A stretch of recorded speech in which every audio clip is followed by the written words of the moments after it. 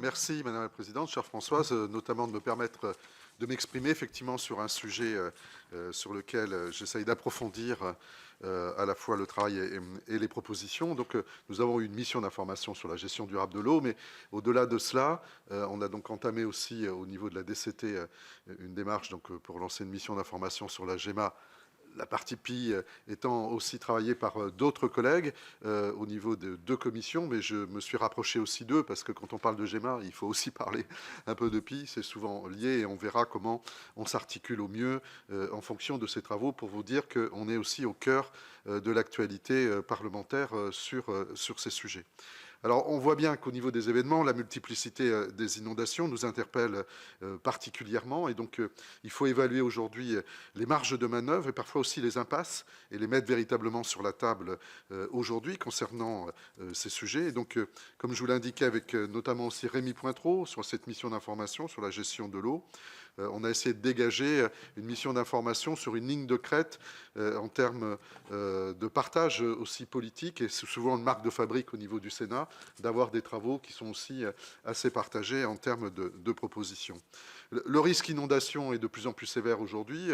On peut estimer qu'il touche un peu plus de 17 millions de personnes, donc c'est un chiffre quand même important, et les risques s'accentuent aujourd'hui. Et quand on y regarde, et c'est un aspect important, Madame la Présidente, on sait très bien qu'aujourd'hui, ces politiques s'évaluent de plus en plus sur le rapport du coût et du bénéfice.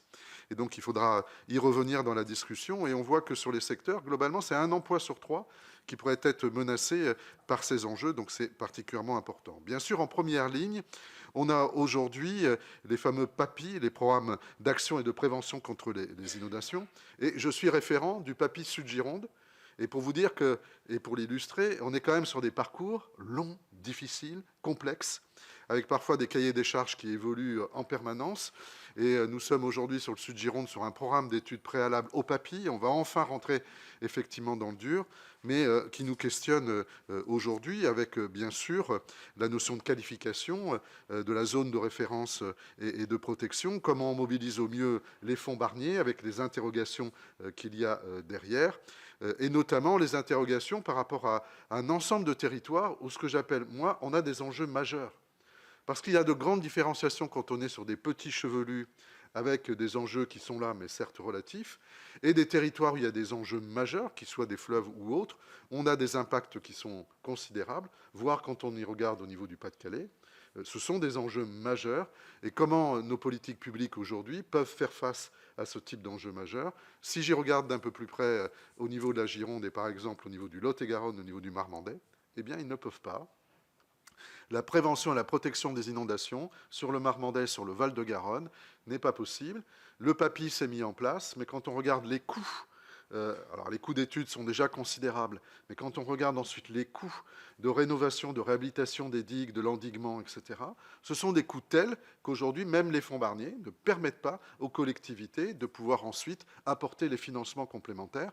Et donc on a fait un programme d'action, des études qui ont coûté très cher, et d'un seul coup, on est au pied du mur parce qu'on n'arrive pas à trouver les solutions. Donc il y a 243 PAPI qui étaient recensés jusqu'à maintenant, et donc ces processus sont pertinents, mais sont quand même relativement lourds, et on doit s'interroger aujourd'hui sur quel type d'agilité devrait-on retrouver.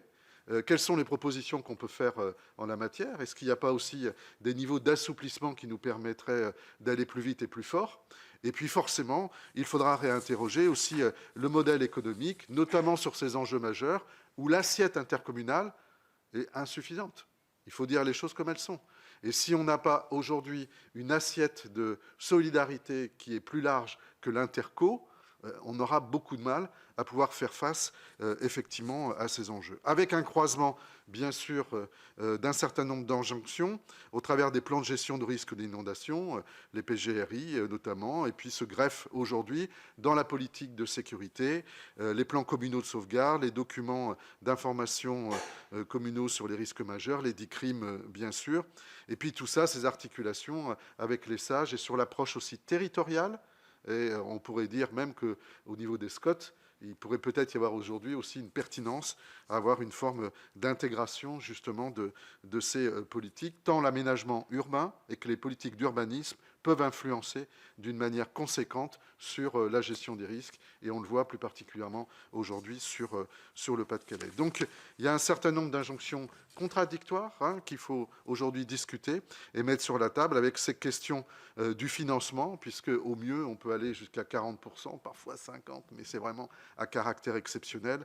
Et donc les montants qui restent à charge sont quand même particulièrement élevés aujourd'hui, et c'est bien aussi ces interrogations qu'il faut poser avec vous. Voilà, Madame la Présidente, les propos introductifs que je souhaitais faire, et vous dire tout l'intérêt. Je crois qu'on est nombreux à être très attentifs aujourd'hui, à la fois au niveau d'analyse, d'implication que vous pouvez avoir, et au niveau des propositions aussi que vous pouvez faire, parce qu'on voit bien qu'à notre niveau, au niveau du Sénat, et dans une démarche, je pense, assez partagée, c'est à nous aussi de regarder comment on peut vous accompagner au mieux. Voilà, merci.